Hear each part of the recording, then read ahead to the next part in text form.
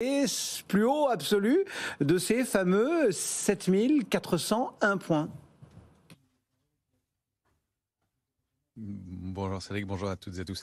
Mais on a du soutien sur les marchés depuis le 28-29 mars selon les indices. Du soutien, une hausse du volume, notamment on l'a vu sur les indices américains, et puis une hausse sur la position ouverte du côté des marchés dérivés de futurs, donc sur l'ensemble des indices, CAC 40 en tête, avec pour la 5e séance d'affilée, une hausse de l'indice et une hausse de la position ouverte. Donc c'est signe de force dans le mouvement, de solidité, d'intérêt. On n'a pas vu ça depuis longtemps d'ailleurs.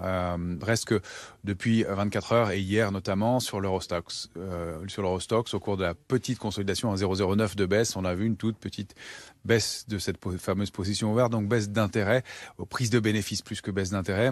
C'est un peu le cas aussi, baisse de la position ouverte sur les indices américains contre des niveaux de résistance. Donc on est toujours haussier, on est un petit peu ce qu'on appelle topish, on arrive vers des niveaux de résistance majeurs.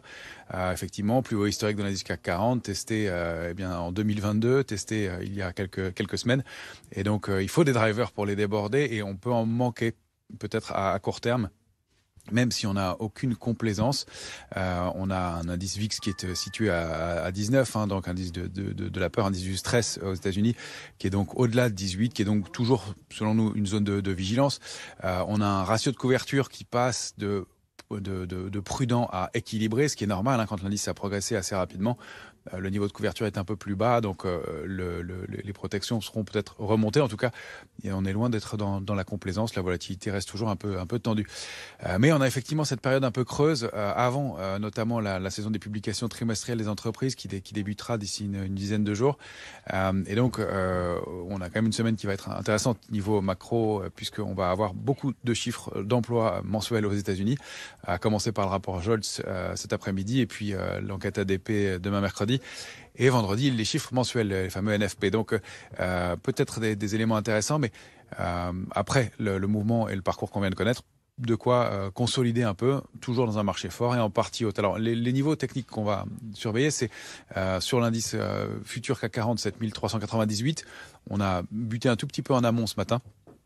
Si on dépasse ce niveau-là, on a toujours les chances effectivement d'aller accélérer. Les cibles suivantes, c'est 7447, 7470, 7488 la zone. Et pourquoi pas des extensions jusqu'à 7550. Je suis pas certain qu'on ait les moyens d'aller chercher ces niveaux-là tout de suite. Mais ça semble être le sens du marché. Les premiers supports, c'est 7360, 7338. Et nous, on a placé notre alerte intraday loin, puisque c'est 7305,5.